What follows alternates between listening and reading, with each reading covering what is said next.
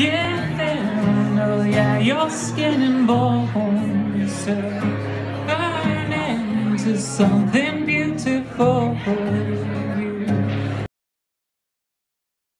Just congratulate yourselves for being here this evening, sharing this joyous occasion with friends and family. I think we can do a little better. Let's get our hands a little more warmed up. And without further ado, it's my pleasure to introduce the bridal party. Ladies and gentlemen, please welcome Kelsey Winter and Nick Boyum. Touchdown. Ladies and gentlemen, please put your hands together. Keep it going for Laura Strohmeyer and Michael Melfi. Ladies and gentlemen, Sarah Meyer and Matt Hanselman. Ladies and gentlemen, Emma Cook and Katie Wigley. Samantha Tatro and Christian Almendinger. Ladies and gentlemen, Megan Tesh and Adam Helene. Please put your hands together for our maid of honor, Meg McNeil, and the best man, Tom Schreiber.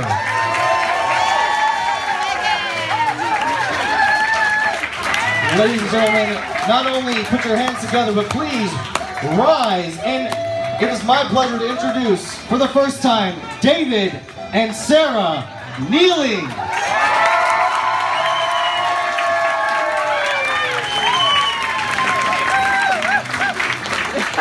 That way.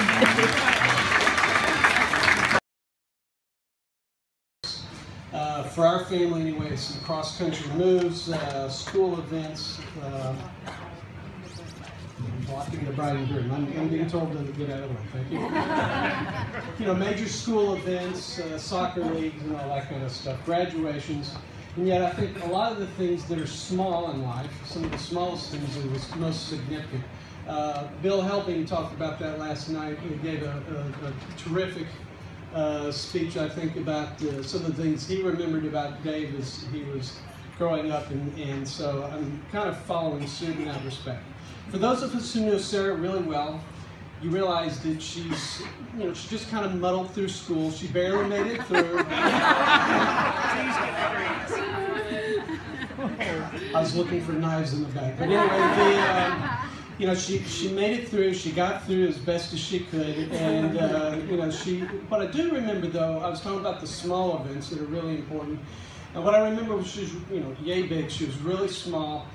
Sarah, Megan, our older daughter, would be out front. She was loud and proud, and Sarah was back behind her mom, holding on to the leg. You know, that was Sarah, and then.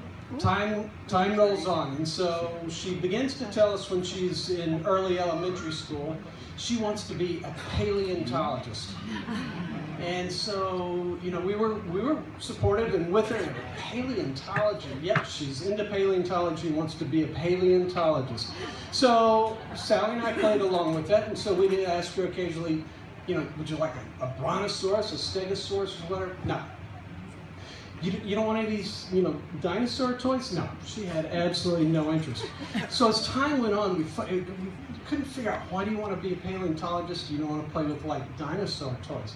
Well, the reason is, we finally figured out, is she could say the word paleontology and nobody else could at her age.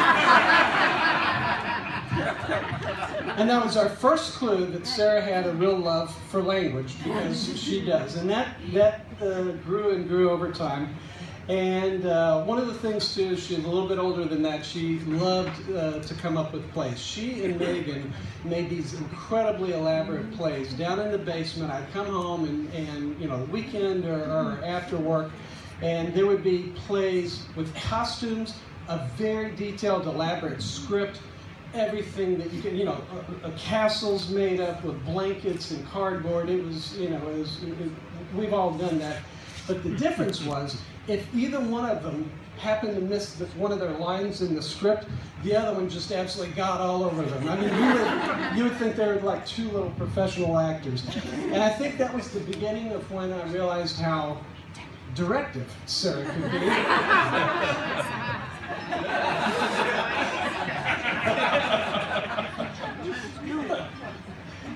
Sally. Please trust me, that's very much an inherited trait. And then, fast forward a few more years, there's the quirky side of Sarah. And those of us who know her well, especially all the people who've gone to school with her, Dave and others, those in the family know there's that little quirky side of Sarah. So I'm going to forewarn you, this part is absolutely not funny, okay? It's not funny, but for those of us, we still, all four of us, we were all together on vacation, Sally, I, Megan, Sarah, and we were sitting at a table. It was a nice evening meal, and right in the middle of the meal, there was something said. I don't even remember the exchange, but Sarah looks over at Megan, and she gives this big exaggerated wink, like, see, I told you it's not funny. It was only funny, but the four of us, we absolutely died laughing. And I pulled Megan and Sally before we left to tell something on Sarah, and it wouldn't be complete without telling that kind of inside scoop. So continue to go on through high school, and then hit, beginnings of college. And I came to realize there was something that I never heard her talk a whole lot about, and that was relationships with boys. She was so focused on school and so intent and driven. But we stayed in close touch, obviously. We were still, Sally and I were still in the Netherlands. She had come back over here to the States, as everybody knows, to go to IU. And she was, very upfront about all the things that were going on in her lives, but she never ever said anything about a boy. And then one day, something slipped, and she talked about David. And I said, "Who's David?" And, so, well, he's this guy, and I talked to him, and I said, "Well, you talking to you're?" At the time, actually, I left this little part out. She was in Peru. And so she and I were talking, and I was wondering, how in the world is she talking about? Well, we've been doing Skype. Actually, we've been doing Skype for several months, Dad. And so I thought, okay, Skype, that's got to be harmless. There can't be anything to it. No worries. I mean, you see each other on the screen, and what else can happen? So anyway, obviously, how long I was with that. And one thing that really brought it home to me is that I forget the exact sequence of events, but Sarah and I, because it ended one of my business trips, and it collaborated with the time Sarah actually traveled with me back here to IU. I, like I said, finished up a business trip. We got here into Indianapolis. This is late at night, mind you. It's like 10 or 11, maybe even close to midnight. And we're driving, got the rental car and heading down to the hotel. And she said, "Oh, by the way, Dad, I don't really want to go to the hotel." And so, okay, what, are you hungry? And, "No, I want to go to this guy's house." "You want to go to David's house? It's midnight. What are you talking about? We just flown for hours from overseas." "No, I kind of want to go to David's house." And that's exactly when I knew it was much, much more serious than what I ever knew. Oh, and by the way, a little, post note to that is I talked to Sally about this later. I said, "Did you know?" "Oh yeah, I knew all about this." Dads are always the last to know. No, at least in our family, the dad was the last to know. So now, David, I need your attention for a second, okay? So this is the serious part of this aspect, okay? So what I want to tell you, in absolute sincerity, I want you to know you are absolutely welcome in our family. We are so excited to have you as part of the McNeils and the Owens, who nobody knows about from my maternal side, part of the Pinchicks and the Champions, and you're part of a much larger blended family, just as I know we are with yours. Bill did a wonderful job last night of welcoming us. Beth and Bill have done a terrific job.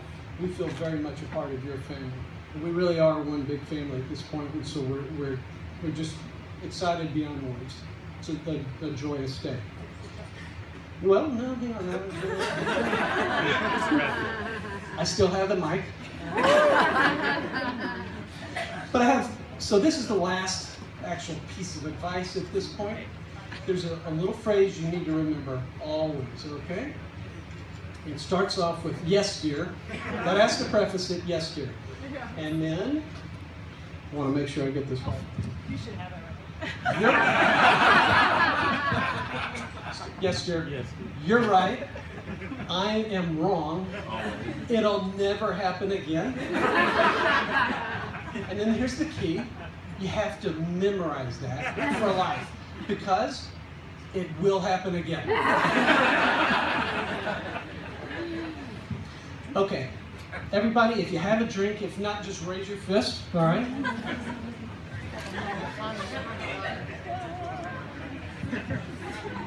Say. Say. We're not combining your first names, all right? It's just the last name. Okay. Dave. Give me another one. Dave. Sarah.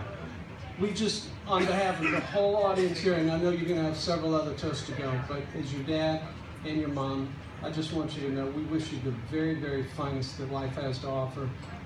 I couldn't be prouder. Sally couldn't be prouder. We love you with absolutely all of our heart. Here's to a wonderful first day of marriage and many, many blessed days for a lifetime to come. Cheers. Cheers. Hi everyone. Mine won't be as long-winded. So, a long story short? Yeah. For those of you who don't know, I'm Sarah's older sister Meg, and here we go. Habibi is an Arabic word Sarah and I learned about our trip in Egypt. We loved its meaning.